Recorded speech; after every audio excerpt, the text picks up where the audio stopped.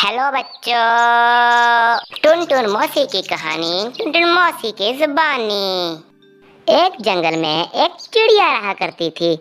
वो रोज कई सफर तय करके जंगलों में जाया करती ताकि कुछ खाने के लिए लेके आए। बस खाने की तलाश में ही उसका सारा का सारा दिन निकल जाया करता था और वो शाम को अपने घर वापस आ जाया करती थी। लेकिन एक दिन जब वो जंगलों में खाना ढूंढने गई तो वो रास्ता भटक गई और गलती से गांव में आ गई।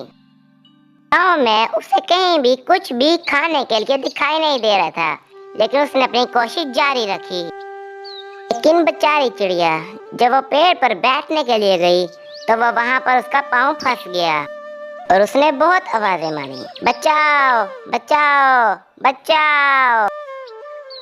लेकिन किसी ने उसकी एक भी ना सुनी। लेकिन उसने अपनी कोशिश जारी रखी और फिर से आवाज मारी, बचाओ बचाओ। लेकिन इस बार एक गरीब किसान ने उसकी आवाज सुन ली और वो उसके करीब आया और कहा, क्या हुआ है चिड़िया, यहाँ पर क्या फंस गई हो क्या? मैं तुम्हारी मदद करता हूँ, मैं तुम्हें नीचे उतारने में मदद करता हूँ। आओ मेरे बाजू पे बैठ जाओ आके। और फिर चिड़िया नीचे उतर गई। उसने धन्यवाद कहने के लिए उसे एक जादुई बीज दिया और कहा कि इसे अपनी जमीन में जाके बो देना। और किसान ने वो बीज ले लिया और चिड़िया अपने घर की तरफ रवाना हो गई। तो किसान भी अपनी जमीन पर जाकर चला गया और सोचने लगा कि इस जादुई बीज में क्या होगा। लेकिन सोचते सोचते उसे ने बीज जमीन में बो दिया और वहां से चला गया। और थोड़े से बीज वो अपने घर भी ले गया कि देखते हैं इस जादुई बीज से क्या होगा। अगले दिन जब किसान आ रहा था तो उसके दिमाग में पता नहीं क्या क्या चल रहा था कि इस जादुई बीज से क्या होगा। लेकिन जब वो जमीन पे पहुंचा तो उसकी खुशी का ठिकाना ना था। वो जादुई बीज एक सोने के पेड़ में बदल गया और किसान नाचने लगा।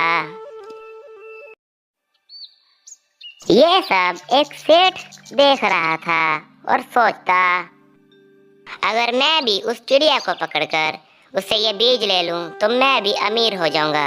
ये सोचकर वो जंगलों से जाते जाते चिड़िया के घर जा पहुंचा और चिड़िया को पकड़ लिया और उसे अपने घर लेके जाने लगा। और वो रास्ते में सोचता कि पहले तो मैं सेठ था, अब मैं उससे भी ज्यादा अमीर हो जाऊंगा। और उसे बहुत मारने लगा कि मुझे भी वो जादुई बीज दे दो। तो चिड़िया कूट कूट के रोने लगी, लेकिन सेठ के देखकर हंस रहा था। चिड़िया कहने लगी, बचाओ बचाओ, कोई मेरी मदद करो, बचाओ।